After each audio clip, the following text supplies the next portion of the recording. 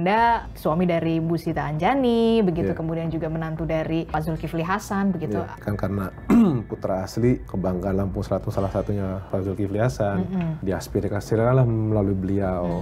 Beliau nyampaikan ke saya. Mereka menaburkan atau melemparkan bibit lele, ikan lele sebagai bentuk protes. Anda sudah melihat itu? Saya hadir di situ. Anda hadir di situ? Iya. Anda sempat berdiskusi juga dengan ormas atau ada sempat berurusan juga nggak soal itu? Sebenarnya kan akar masalahnya memang perut ya. Ini Lampung Selatan, kabupaten yang sangat strategis, tapi begitu kita telusurin ke dalam, wah ternyata masih banyak butuh support gitu.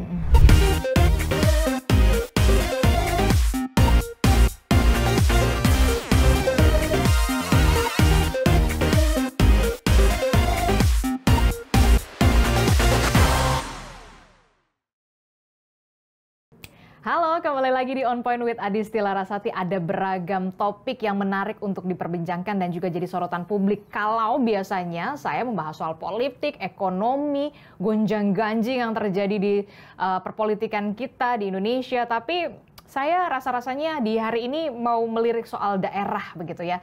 Tidak hanya daerah Jawa, tapi ada juga Sumatera, Kalimantan, dan juga berbagai macam daerah begitu ya.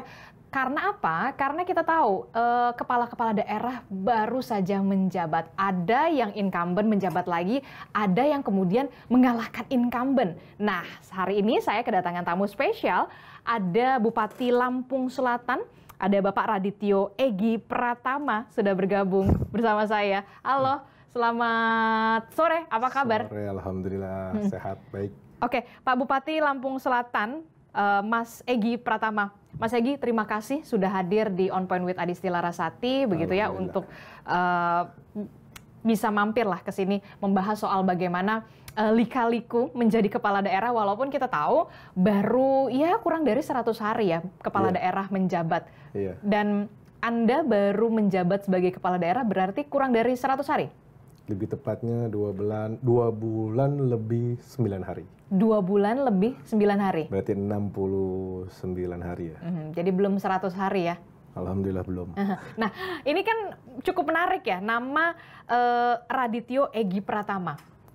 Yang bisa dilihat begitu akhirnya menguasai atau mengalahkan incumbent 2 periode sebelumnya. Alhamdulillah, Mbak. Apa yang kemudian akhirnya bisa masyarakat oke deh, sama kita punya harapan besar begitu, kita punya menggantungkan harapan besar dengan tujuan-tujuan ataupun program-program prioritas yang kemudian ditawarkan oleh Anda dan juga pasangan Anda, Wakil Bupati. Apa yang kemudian menarik perhatian warga Lampung Selatan? Soal apa programnya waktu itu? Yang pertama itu memang aspirasi kebutuhan masyarakat terkait infrastruktur jalan. Infrastruktur jalan. Jadi masyarakat ini hampir kurang lebih 7,5 tahun itu merasakan infrastruktur jalan yang tidak ada peningkatan. Itu yang pertama. Kemudian yang kedua terkait dengan layanan publik. Oke. Jadi mulai ya layanan-layanan dasar sebenarnya ya. Sehingga masyarakat ini konteksnya sebenarnya kalau ngurusin itu mereka harus keluar biaya lebih besar. Karena harus dari kabupaten dari kecamatan yang agak jauh buatnya harus di kecamatan ibu kota kabupaten. Terus kemudian yang kedua ya masih seputar infrastruktur, khususnya infrastruktur di sekolah-sekolah. Oke, banyak sekolah rusak? Ya, khususnya atap kelas gitu. Nah itu mayoritas itu ya, mayoritas itu. Jadi banyak sekali yang menggantungkan harapan kepada pemimpin baru setelah kemarin incumbent 2 periode begitu ya. Kemudian Anda menawarkan program infrastruktur yang lebih baik, begitu, jalan-jalan rusak yang kemudian harus diperbaiki, begitu, kemudian layanan publik, sekolah-sekolah. Nah, berbicara soal jalan rusak, udah tahu kan arahnya mau kemana? Pertanyaan saya, kemarin Lampung Lampung Selatan itu kan viral sama jalanan rusak banyak banget. Bahkan kalau tidak salah ada sejumlah warga yang bahkan sebagai bentuk protes mereka, kenapa jalan mereka tidak kunjung diperbaiki selama 10 tahun lamanya, bahkan itu seperti layaknya kolam besar begitu ya, membahayakan tentu saja begitu, sampai mereka menaburkan atau melemparkan bibit lele, ikan lele sebagai bentuk protes. Anda sudah melihat itu? Saya hadir di situ. Anda hadir di situ? Iya. Apa yang kemudian Anda janjikan pada saat itu? Saya langsung lakukan pengecekan dulu, karena pasca saya dilantik, ini kan program kerja dan anggaran itu sudah disahkan sebelum saya dilantik. Memang pada saat kami koordinasi dengan dinas terkait, di titik tersebut itu belum teranggarkan. Belum teranggarkan? Belum. Alasannya waktu itu? Saya kurang tahu juga, karena saya tidak terlibat di situ. Nah, akhirnya saya duduk bareng, diskusi dengan kawan-kawan dinas, terus kemudian kita melakukan strategi bagaimana ini bisa kita bantu aspirasi ini. Poin pertama itu. Yang kedua, tentu saya juga sampaikan di awal pemerintahan saya dengan tim kerja saya, bahwa kita sebagai pejabat pemerintahan tidak boleh anti kritik, saya bilang. Karena kritik ini sebenarnya kalau divaluasi harganya mahal. Nah, oleh karena itu saya apresiasi cara mengkritisi dari masyarakat itu, karena caranya unik kan, kreatif ya. Kemudian hari itu saya putuskan diskusi dengan tim, saya datang ke lokasi. Hari itu juga? Enggak, itu selang kurang lebih 3-4 hari lah saya hadir. Karena kan itu mulai viralnya itu kan menjelang weekend kan. Jadi seingat saya itu saya hadir hari Senin ya, apa Selasa gitu. Saya hadir di situ, karena idenya kreatif, saya apresiasi, saya ikut mancing di situ. Saya ikut mancing, kemudian ikannya kita bakar, kita makan bareng-bareng sama warga di situ. Jadi kita makan warga, terus kemudian setelah itu saya sampaikan, saya apresiasi dengan masyarakat, caranya ini kreatif, caranya unik gitu ya. Sampai Anda sampai Anda mendatangi akhirnya. Dan saya tertarik untuk hadir gitu. Dan akhirnya setelah itu selesai kita makan bareng-bareng warga, selesai makan, tim OPD langsung melakukan perapihan lokasi. Untuk antisipasi jangka pendek.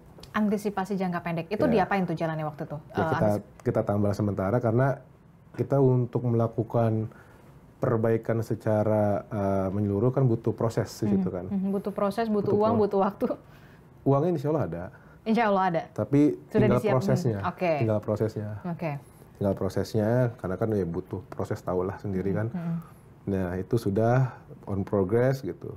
Kemarin saya konfirmasi ulang ya, insya Allah informasi dari dinas terkait 2 bulan pasca itu udah mulai pekerjaan. 2 bulan pasca viral itu Anda hadir, kemudian akan ada perbaikan itu. Kita upayakan, walaupun kemarin udah kita mulai upayakan ya. Berapa panjang sih sebenarnya, sepanjang apa kemudian jalannya itu rusak? Itu kalau mau tuntas itu kurang lebih hampir mungkin sekitar 2-3 kilo itu. Kalau tuntas itu 2-3 kilo itu harus diperbaiki total, dicor, di aspal atau gimana? Rencana sih rabat beton ya itu. Karena kontur jalannya udah tanah kan. Itu kan sudah hampir kurang lebih dari 12 tahun itu tidak diadakan perbaikan. 12 tahun tidak ada perbaikan. Menurut testimoni masyarakat ya. Dan 2 bulan, berarti bulan apa nih akan segera diperbaiki? Berarti mulai diperbaiki. Sekarang Mei, ini sekarang April, Mei, paling lambat mungkin akhir Juni atau awal Juli lah. Akhir Juni atau awal Juli perbaikan sudah mulai dilakukan untuk jangka panjang. Ya, bismillah ya. Setelah 12 tahun tidak pernah. Menurut testimoni masyarakat di situ gitu. Dan saya konfirmasi ke kepala desa tuh, ya betul katanya, lebih dari 10 tahun. Ada yang bilang lebih dari 12 tahun, ada yang bilang lebih dari 10 tahun gitu. Berarti nanti kita podcast lagi ya, akhir Juni atau awal Juli gitu, setelah itu benar-benar baik ya. Di lokasi. Di lokasi, oke. Nah, itu yang kemudian ya viral itu, dan kemudian menjadi apa ya, tantangan pertama yang harus dilakukan oleh seorang Bupati Lampung Selatan. Anda begitu bersama dengan wakil bupati setelah mengalahkan incumbent pada saat itu. Tapi saya ingin tahu dulu, Mas Egy ini kan backgroundnya dari HIPMI ya? Iya. Dari HIPMI gitu. Terus tiba-tiba apa yang kemudian Anda pikirkan pada saat itu? Ya udah deh, saya ngurusin warga Lampung Selatan aja deh. Atau kemudian, wah jangan-jangan ada dorongan nih dari keluarga gitu kan? Karena kita tahu Anda suami dari Bu Sita Anjani, begitu, kemudian juga menantu dari Pak Zulkifli Hasan, begitu. Memang dorongan, memang mau memimpin Lampung Selatan, atau kemudian ada hal-hal lain nih gitu ya? Pernah nggak sih terbayangkan, wah jadi bupati nih saya gitu? Jujur kalau jadi bupati tidak membayangkan. Tidak pernah terbayangkan? Tidak terbayangkan. Tapi memang aktivitas saya di Lampung Selatan itu, ini sebelum kontestasi pilkada ya, saya kurang lebih itu 5 tahun saya bergerak di bidang pendidikan. Karena kami punya salah satu sekolah boarding school namanya SMA Kebangsaan, yang mana saya sebagai saat itu menjadi ketua lembaga yang ngurusin itu. Jadi saya sering kali bolak-balik. Nah, ya saya memang kadang-kadang nih kita keliling, diundang wali murid atau diundang guru, acara-acara tertentu gitu. Begitu masuk ke dalam Lampung Selatan, agak ke dalam itu, memang infrastruktur itu memprihatinkan. Dan itu isu utama? Isu utama. Jadi saya cuma hanya ngebatin, ngerasa gitu ya. Ini Lampung Selatan, kabupaten yang sangat strategis, tapi begitu kita telusurin ke dalam, wah ternyata masih banyak butuh support gitu. Kok sayang gitu. Saya cuma hanya membayangkan seperti itu, karena saya itu sebenarnya orang hari ini, saya nggak bisa membayangkan apa yang akan terjadi besok gitu kan.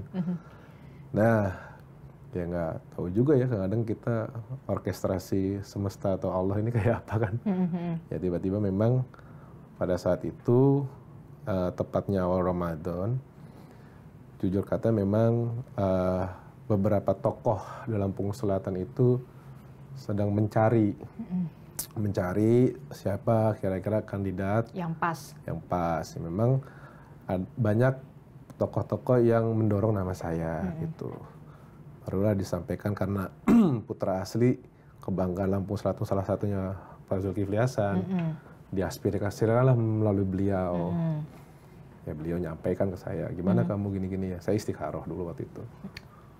Istikharah dulu? Oh iya, karena menurut saya bukan sesuatu hal yang mudah. Tanggung jawabnya panjang dan besar gitu ya. Itu yang kemudian akhirnya setelah Anda istikharah, barulah oke, saya mantap akan melayani, dalam tanda kutip, melayani warga Lampung Selatan. Untuk Lampung Selatan yang lebih baik. Lampung Selatan maju. Lampung Selatan maju. Nah, ya itu tadi isu utamanya adalah soal perbaikan jalan gitu ya, karena memang sempat viral dan itu sudah lama sekali tidak dilakukan begitu ya, tidak tersentuh begitu. Dan akhir Juni sampai awal Juli maksimal Anda targetkan itu akan dimulai. Akan dimulai. Termasuk dengan daerah-daerah lain, apakah juga Anda sudah melihat, mempetakan, oh selain yang viral ini, oh ternyata ada di sini gitu. Jangan sampai kemudian, wah nunggu viral dulu nih, kita viralkan dulu baru nanti dikunjungi sama Pak Bupati, kan jangan sampai seperti itu gitu. Jadi sebenarnya viral ini ada kejadian lucu, Mbak. Waktu itu yang pertama itu karena ada anak pemudi lah. Waktu dia sering ke tempat wisata. Nah, dia viral dengan caranya dia, dan caranya itu unik lah. Sempat diangkat kawan-kawan media, nyampelah ke saya.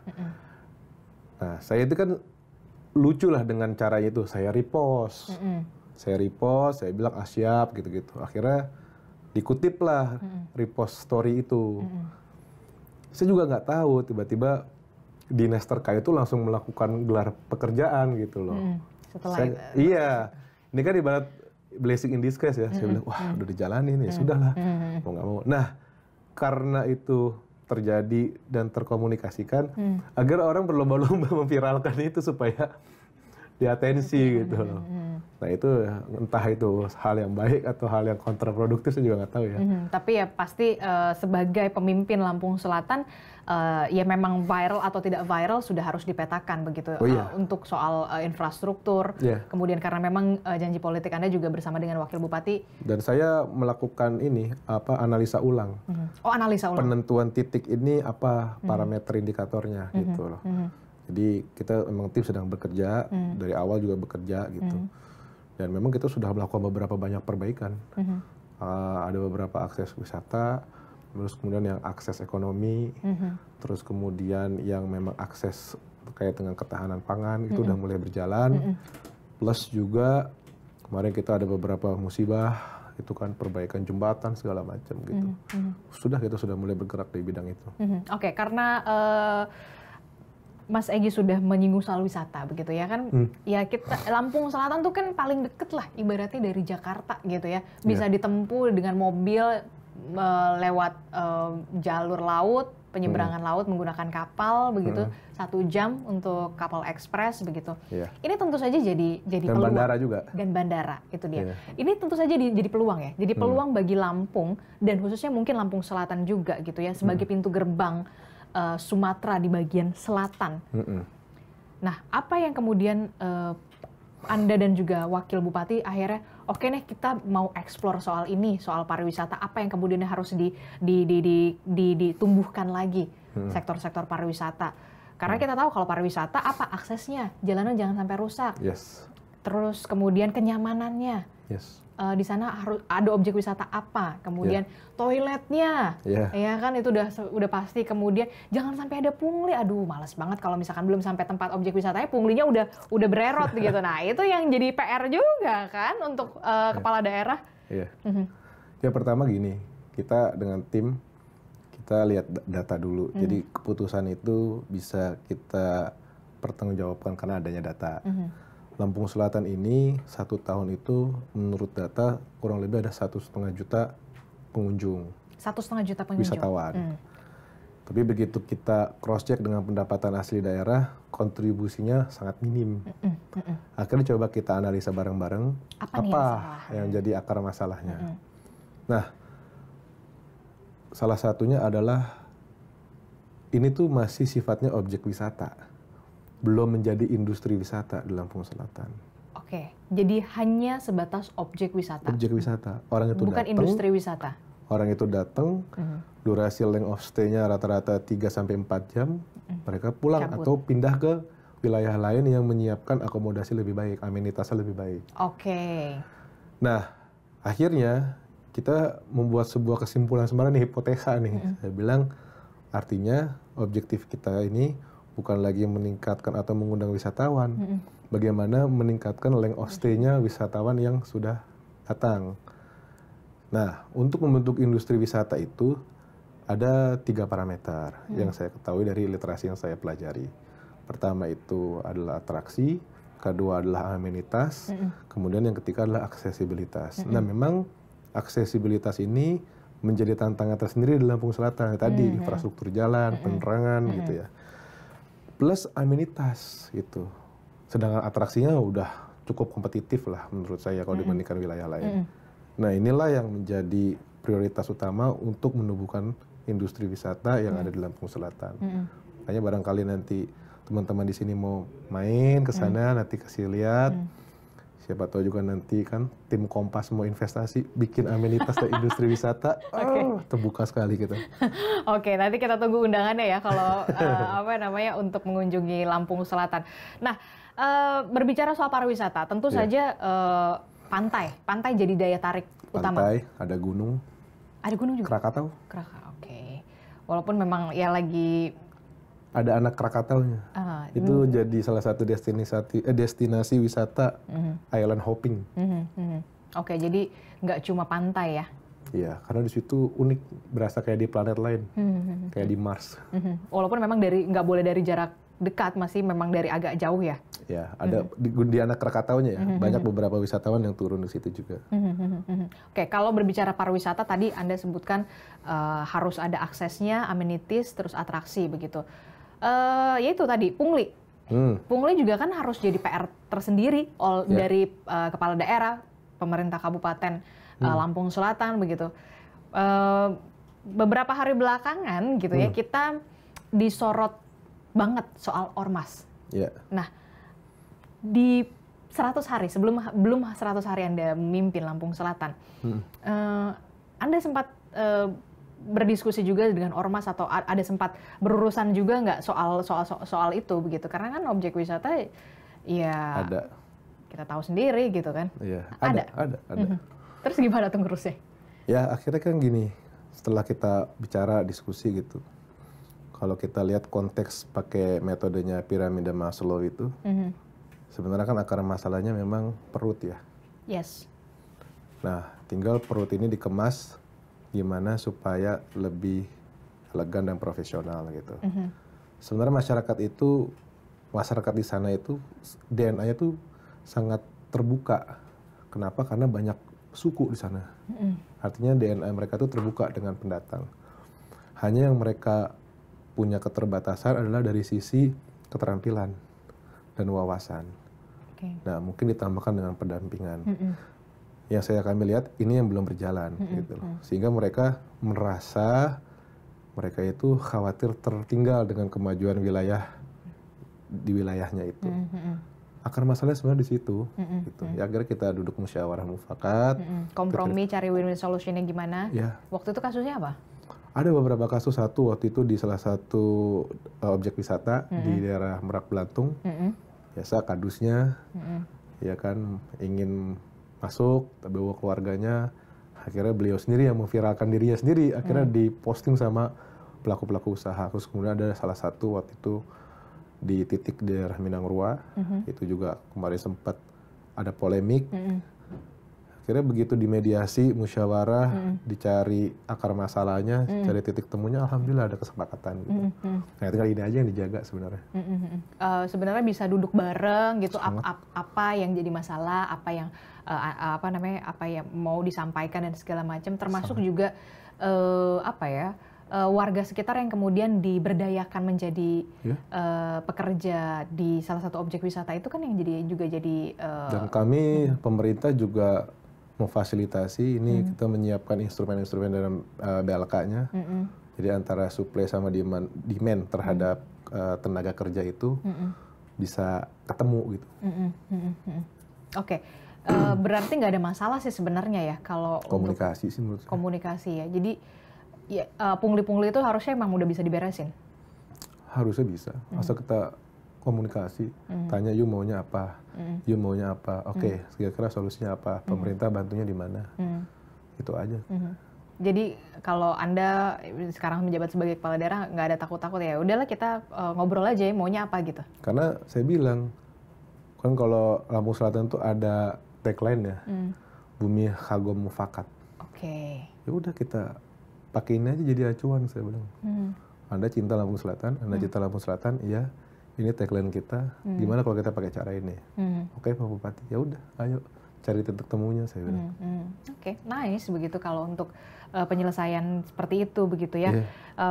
Jangan sampai kemudian ada permasalahan yang berlarut-larut begitu ya. Capek. Saya aja ngurus Lampung Selatan udah capek gitu ya. Harus ke sini, harus ke situ. Nah, tadi membahas soal infrastruktur gitu ya. Infrastruktur, soal jalan, kemudian bagaimana menumbuhkan pariwisata lagi begitu ya. Karena ya kita tahu dari Jakarta paling dekat kemana sih? Ya Lampung. Sekarang Lampung lagi dilirik banget gitu kan. Sekolah, pendidikan.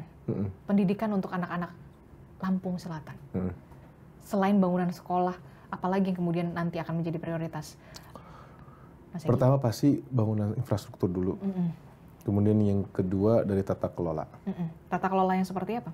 Tata kelola di masing-masing sekolah ya. Mulai dari rekrutmen dan pelatihan kualitas guru. Terus kemudian, jadi Lampung Selatan ini unik. Waktu saya kampanye, ada salah satu masyarakat yang saya kunjungi, dia Waktu itu lulusan SD, putus sekolah. Saya tawarin, kamu mau nggak sekolah? Saya beasiswain. Nggak mau, Pak. Kenapa? Kenapa? Tahu nggak kenapa? Saya mendingan nyari duit, kata dia. Oh iya? Ya. Wow.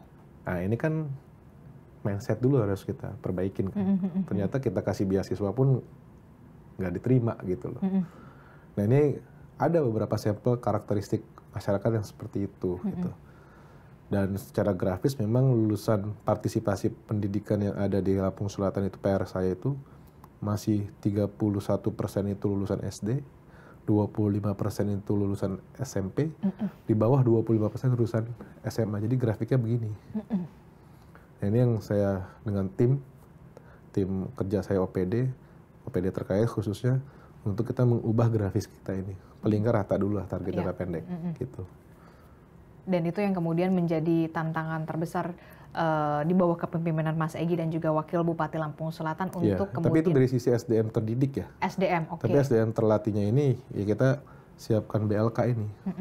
Karena kan kita juga harus memikirkan tadi yang alasannya dia nggak mau sekolah karena baik nyari duit buat bantu keluarganya, bapaknya, ibunya gitu. Dan ya ini realita di lapangan. Ya itu. Realita kehidupannya ya begini gitu ya. Kita kan nggak bisa maksa ya. Iya, nah ya itulah. Oke, itu tadi soal pendidikan. Dalam konteks fiskal, APBD Lampung Selatan 2025 ini sekitar 2,3 triliun rupiah, koreksi kalau saya salah. Nah, betul. Menurut Anda, Mas Egy, apa kemudian ini ideal bagi Kabupaten Lampung Selatan?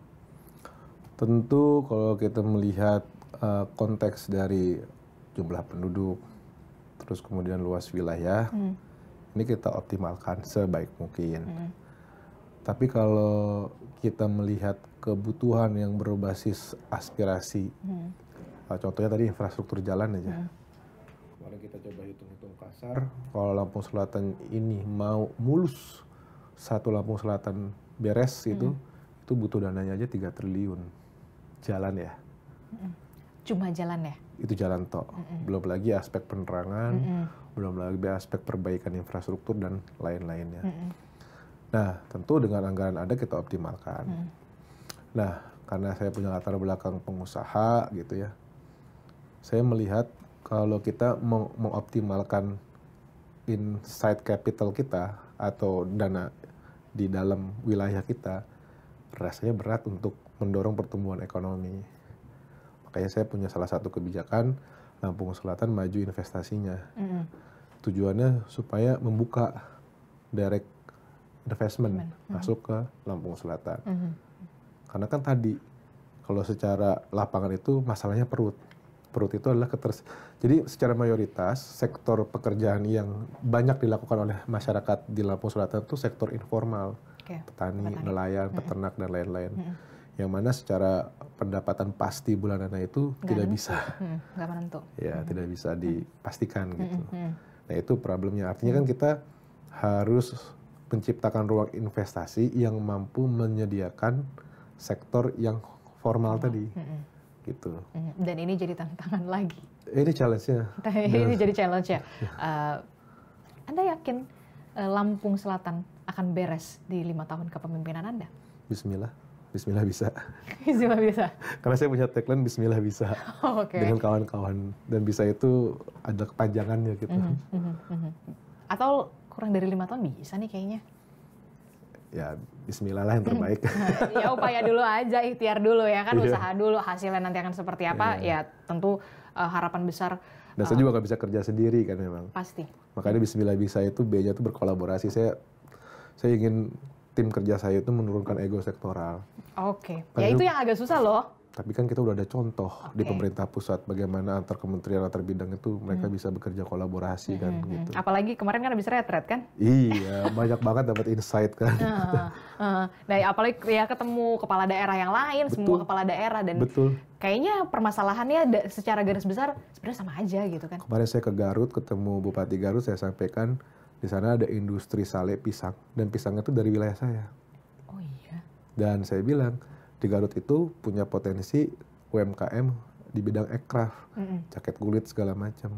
Saya pengen bikin satu sampel, saya mau promosikan karena pakai batik, corak batik ke Lampung Selatan. Saya bilang, Oke. yuk kita tukar komoditas. Nah kayak gitu-gitulah saya pikir. Ya itu kan gara-gara ngobrol kan. Karena di retret kenalnya. Karena di retret. Dan satu alma mater dengan saya, jadi lebih enak gitu.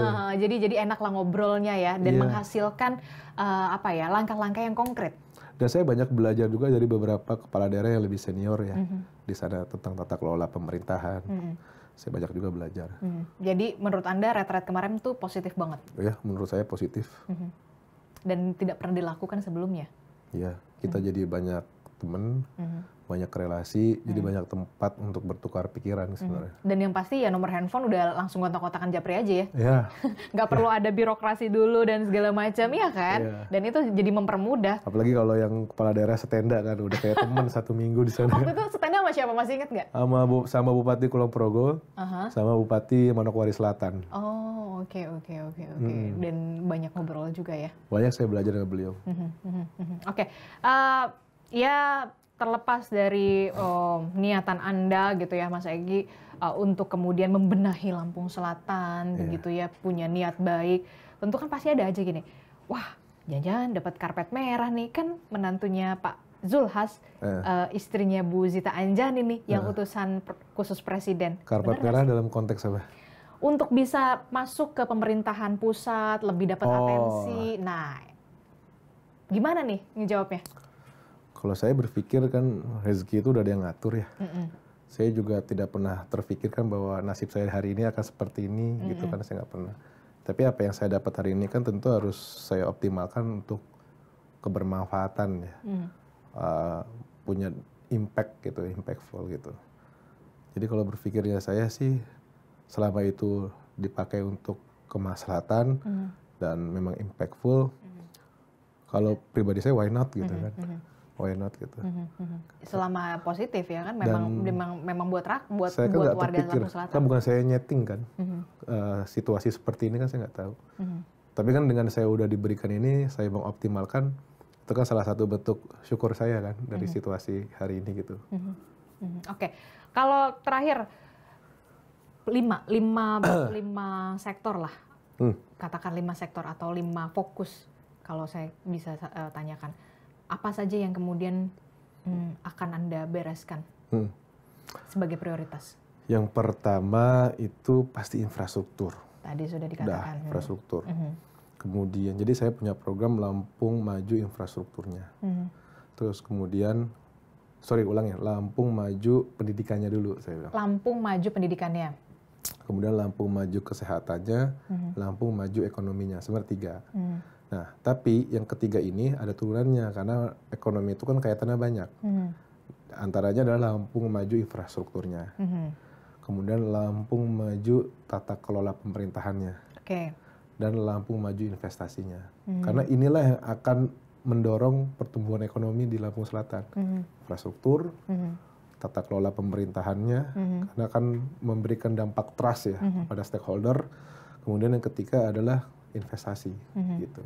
Nah, pendidikan pasti ada infrastruktur, ada SDM-nya itu sendiri dan bentuk kurikulum dan bentuk perhatian dari pemerintah, contoh beasiswa. Sama kesehatan juga gitu, infrastruktur, karena kita juga masih kurang vaskesnya kita, rumah sakit khususnya. Ini juga kita lagi upayakan untuk menambah fasilitas kesehatan yang di daerah masih kurang, di daerah tertentu ada. Apa? Puskesmas, rumah sakit? Rumah sakit umum RSUD. RSUD, berapa yang kemudian sudah dipetakan akan dibangun? Target saya minimal dalam waktu 5 tahun ini tambah 1 dulu aja, itu udah 1 plus penambahan beberapa puskesmas ya. Menarik. Karena Anda masih muda nih Mas Egy, begitu ya kan? Apa yang kemudian punya program prioritas untuk anak-anak muda, Gen Z, terutama untuk UMKM? Karena kita kan juga, Mas Gibran kan UMKM gitu ya, mulai dari UMKM, kemudian apalagi di sektor teknologi dan segala macam, memanfaatkan teknologi. Apa yang kemudian bisa Anda tawarkan atau bisa Anda, oke nih kita harus lebih maju lagi, lebih growth lagi untuk anak-anak muda di Lampung Selatan? Saya mendorong dari sisi aircraft, khususnya di ranah digitalisasi. Ini sudah saya lakukan, jadi saya melihat beberapa penggiat medsos, saya ajak bergabung dengan tim saya. Influencer Lampung Selatan gitu. Ya, udah mulai sebenarnya. Oke. Ini masyarakat. Masyarakat. Ya, kita kasih tambahan karena ini kan jadi side job ya. Kita tambahan, kemudian dia membantu untuk mengasih input dan memberikan konten segala macam. Nah, ini saya sebenarnya memberi pesan bahwa industri kreatif khususnya di bidang digital medsos ini bisa menjadi sebuah peluang. Nah, UMKM itu yang ada di Lampung Selatan, tentu pelatihan itu sudah berjalan juga. Tinggal kita perbaikin dari kontennya saja. Konten pelatihannya. Plus kebijakan kita juga lagi kerjasama dengan beberapa instrumen keuangan untuk membantu dari akses permodalan. Tapi permodalan ini juga nggak bisa berhenti di situ karena ada syarat-persyarat yang harus dilengkapi. Syarat dan ketentuan berlaku. Supaya dia bankable, bahasanya kan gitu. Dan tentu yang ketiga, beberapa kegiatan kita, kayak kemarin saya buka halal bihalal, saya belanja itunya dari pedagang-pedagang. Terus saya kemarin juga lakukan operasi pasar murah untuk menjaga stabilitas harga. Itu beberapa barang juga kita ambil dari beberapa pedagang. Oke, nah itu yang kemudian mungkin Lampung Selatan perlu ada inovasi-inovasi baru begitu ya dengan. Dan di sektor wisata juga saya lagi mendorong ini. Oke, apa tuh? Supaya jadi dilibatkan UMKM untuk bisa menjadi bagian dari mitra objek wisata. Itu sudah dilakukan dari beberapa pelaku objek wisata yang ada di Lampung Selatan. Oke, tentu saja mudah-mudahan amanah ini bisa dipegang selama 5 tahun, bismillah ya gitu kan, karena nggak mudah loh gitu ya kan. Aduh, luar biasa. Luar biasa ya, tapi insya Allah bisa ya. Bismillah bisa. Bismillah ya, walaupun memang tantangannya, challenge-nya juga luar biasa. Iya, alhamdulillah. Dari pengusaha ke melayani rakyat. Pelayan rakyat. Oke, pelayan rakyat begitu ya. 3 kata untuk Lampung Selatan. Lampung Selatan maju. Lampung Selatan maju. Terima kasih Radityo Egy Pratama, Bupati Lampung Selatan sudah mampir di On Point with Adisty Larasati. Kita tunggu undangannya nanti untuk ngobrol di Lampung Selatan ya. Langsung dari sana ya. Kita ajak keliling nanti. Iya dong pasti. Kita ajak objek wisatanya. Thank you, terima kasih. My pleasure. Oke. Nah itu tadi ngobrol-ngobrol saya bagaimana dengan kepala daerah yang belum 100 hari bahkan menjabat. Salah satunya adalah Bupati Lampung Selatan. Tentu Lampung Selatan menjadi peluang terutama di sektor pariwisata yang sudah mulai dilirik dan juga viral juga, nggak jauh dari Jakarta. Tidak hanya Lampung Selatan, tapi kepala-kepala daerah lainnya juga tentu saja kita nantikan apa saja gebrakannya untuk memajukan daerahnya. On Point with Adisty Larasati, nanti kita akan jumpa lagi di episode selanjutnya. Terima kasih, sampai jumpa. Thank you. Thank you, Mas. Thank you, Mbak.